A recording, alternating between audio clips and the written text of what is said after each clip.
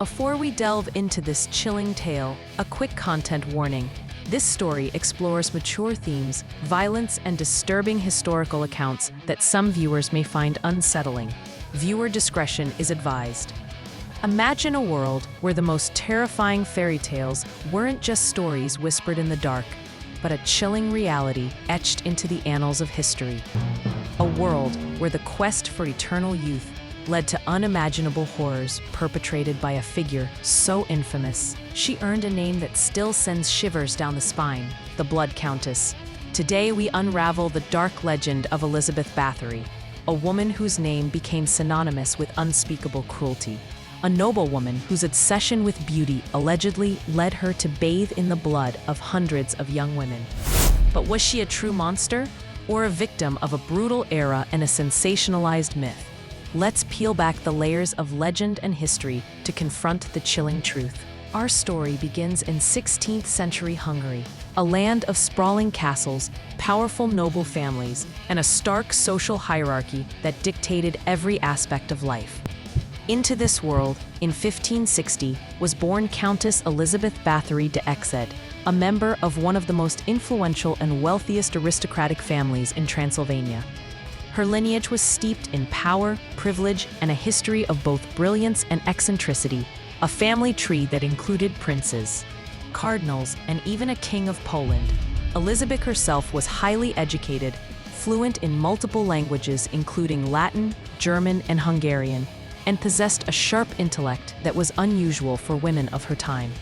At just 15, she was married to Count Ferenc Nadasdy, a formidable warrior known as the Black Knight of Hungary for his prowess on the battlefield against the Ottoman Turks.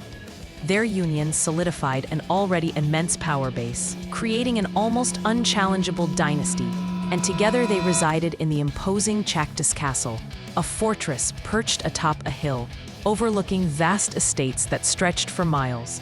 For years, their life was one of immense privilege, a world of lavish banquets, intricate political maneuvering, and absolute authority over their serfs.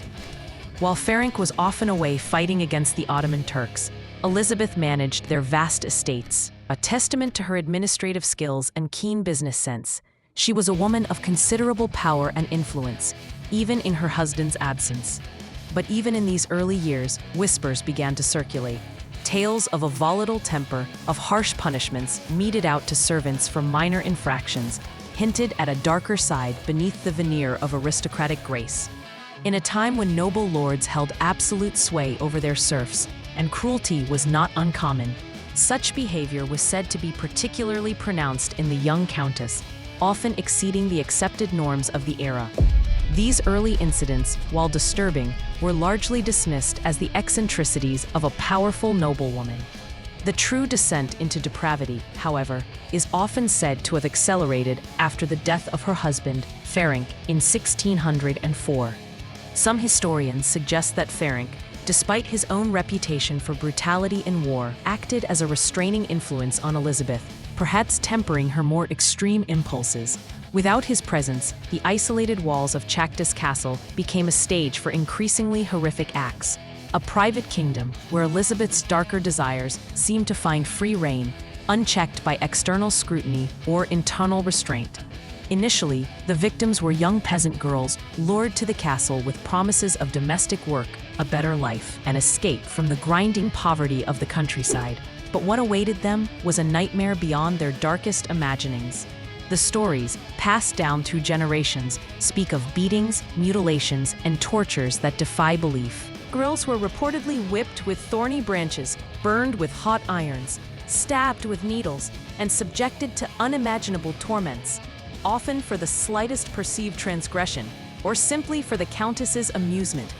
The castle staff, a small circle of loyal and terrified accomplices, became instruments of her cruelty, either out of fear for their own lives or a shared sadistic pleasure that festered within the castle's isolated confines. The local villages, once eager to send their daughters to the countess's service, grew silent with dread. Girls began to disappear, and a chilling pattern emerged, casting a long, dark shadow over the region. Fear gripped the countryside, but who dared challenge a Bathory, a family whose power seemed absolute, and whose reach extended throughout the kingdom. As Elizabeth aged, her obsession with maintaining her youthful beauty reportedly intensified, becoming a driving force behind her escalating atrocities. The legend claims that one day, after striking a servant girl in a fit of rage, some of the girl's blood splattered onto Elizabeth's skin. Believing her skin immediately looked younger and smoother where the blood had touched it, a monstrous idea took root. She began to believe that bathing in the blood of virgins would preserve her youth and beauty forever. A grotesque and macabre ritual that would become the cornerstone of her infamous legend. This marked the pinnacle of her madness, transforming her from a cruel mistress into the infamous Blood Countess, a figure of pure, unadulterated horror. The disappearances escalated, and the methods became more elaborate, more desperate, as she sought to maintain her perceived eternal youth. The castle, once a symbol of power and prestige, became a tomb for countless young lives. Its secrets guarded by fear and the impenetrable walls of aristocratic privilege. But even the most powerful secrets eventually bleed into the light. For years, the rumors were dismissed as peasant gossip, exaggerated tales of a harsh mistress, unworthy of noble attention. The sheer power of the Bathory family, coupled with the low status of the victims, allowed the atrocities to continue largely uninvestigated. But as the victims began to include not just peasant girls, but also daughters of lesser noble families, families who had connections and a voice in the wider world, the scale of the atrocities became impossible to ignore. These families had connections, and their pleas for justice reached higher echelons of power, eventually landing on the desk of King Matthias II of Hungary. Pressured by mounting complaints and the growing scandal that threatened to tarnish the entire Hungarian nobility, King Matthias finally ordered an investigation. The difficult task fell to Palatine György Thurzo, the highest judicial officer in Hungary, and ironically, a cousin of Elizabeth Báthory herself. In December of 1610, Thurzo, accompanied by a contingent of soldiers, descended upon Cháktas Castle.